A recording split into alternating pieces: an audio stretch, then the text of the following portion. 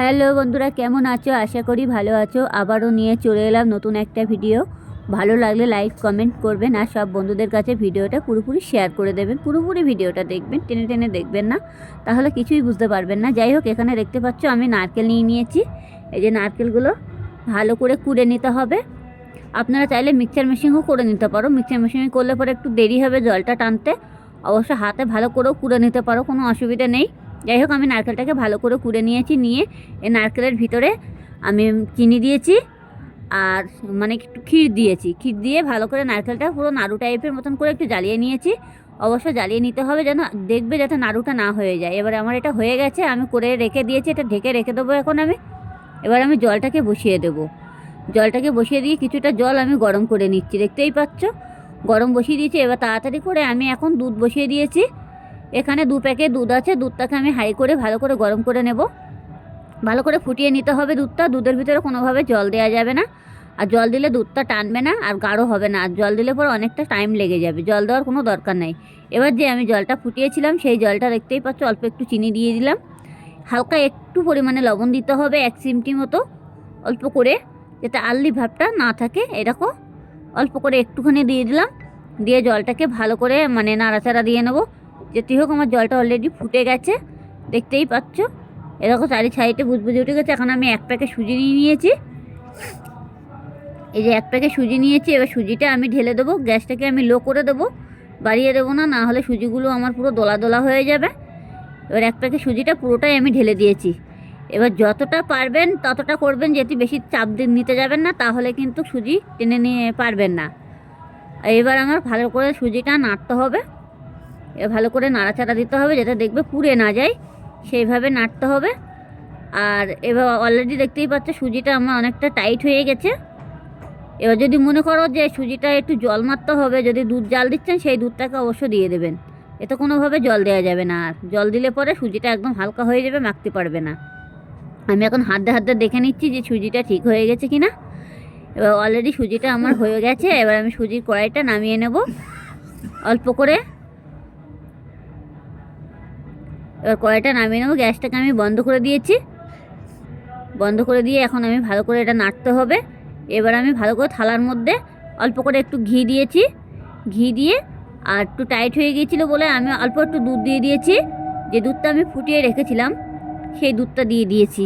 দিয়ে এটাকে ভালো করে, ডোটাকে ভালো করে মাখতে হবে। অলরেডি একদম পুরো মিহি করে মাখতে হবে। আর একটু গরম গরম থাকতে মাখতে হবে, ঠান্ডা হয়ে গেলে কিন্তু মাখতে পারবে না। আর এমন গরমের মধ্যে হাত দেবে না যাতে হাত পুড়ে যায়, সেই বুঝে হাতটা দেবে। দেখো একদম পুরো ময়দার মতন মাখা হয়ে গেছে। অবশ্যই ঘি দিতে ভুলবে না, কিন্তু ঘি কিন্তু পারবে দিতেই হবে। আর একটু গরম দুধ দিতে হবে এর ভিতরে। আর যদি মনে করো অতিরিক্ত ঝোল টাইপের হয়ে গেছে, তাহলে হালকা পরিমাণে একটু মারতে পারো, কোনো অসুবিধা নেই। আমি তো কোনোভাবে ময়দাই মারিনি। এবার দেখো, এটাকে আমি ছোট ছোট লেচি কেটে নিয়েছি। এবার লেচি কেটে নিয়ে ছোট ছোট চ্যাপ্টা মতো করে বানিয়ে নেব পুরোটাই। নিয়ে এবার আমি এক সাইড করে রেখে দেবো। তাহলে বেলার সময় ততটা আমার পুরো হয়ে যাবে না। অনেক সময় বেলার সময় ফেটে যাবেই, সেটা কোনো অসুবিধা নেই। যাই হোক, আমার এটা গোল গোল করে নিয়েছি, চ্যাপ্টা করে নিয়েছি। নিয়ে এটা আমি পিঠের মধ্যে করে গোল গোল করলে বেলে নিচ্ছি।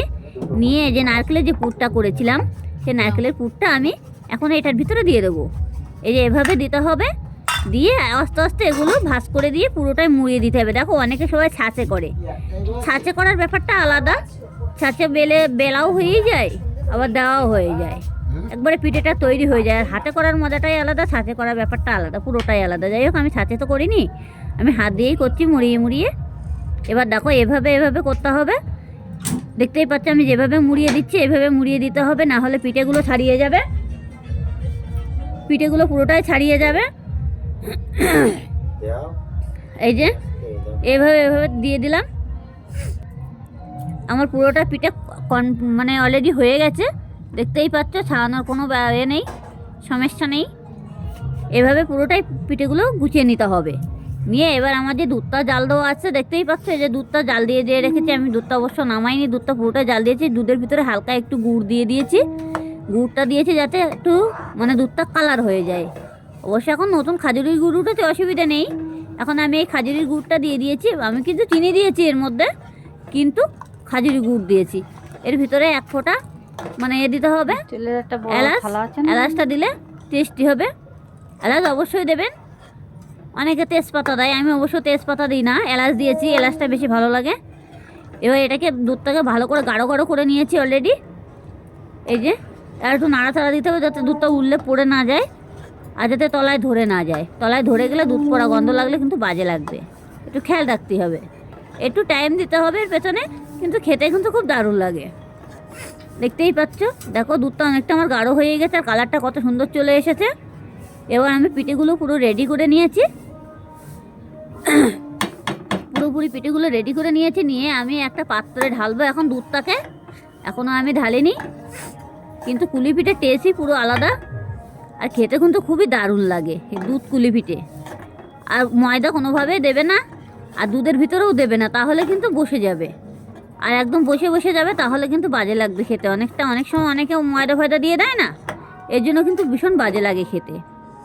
যাই হোক, এটা আমার দুধটা পুরো জাল দেওয়া হয়ে গেছে। আমি একটা পাত্রে ঢেলে নিয়েছি দুধটা, এই যে দেখতেই পাচ্ছ দুধটা ঢেলে নিয়েছি। নিয়ে এবার যে আমার পিঠেগুলো ছিল সেটা আমি এক এক করে পিঠেগুলো পুরোপুরি দিয়ে দেবো। এই যে পিঠেগুলো দিয়ে পুরো পিঠেটাই দিতে হবে, দিয়ে কিছুক্ষণের জন্য রেখে দিতে হবে। এখনই দেওয়া যাবে না, 10-15 মিনিট বাদেই খাবে, দেখবে পিঠেগুলো একদম এত সফট হবে আর খেতে যে এত দারুণ হবে। ঘরে বসে এই রেসিপি একবার করে দেখুন, তাহলে বুঝতেই পারবে কত টেস্টি। ভালো লাগলে লাইক কমেন্ট করতে ভুলবে না কিন্তু। দেখো আমি পিঠেগুলো এক এক করে পুরো পিঠেগুলোই সব দিয়ে দিচ্ছি, যাতে দেখবে আবার দুধটা পড়ে না যায় সেই বুঝে দেখবে। আস্তে করে আমি দিয়ে দিলাম পিঠেগুলো।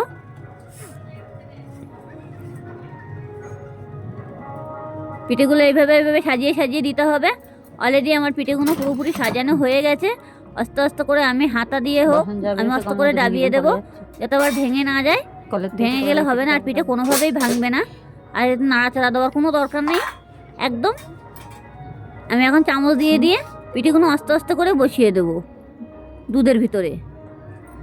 10-15 মিনিট বাদে পরিবেশন করা হবে। এই যে এখন আমি পিঠেগুলো সাইড করে নিয়ে যাচ্ছি। ভালো লাগলে লাইক কমেন্ট করতে ভুলবে না কিন্তু।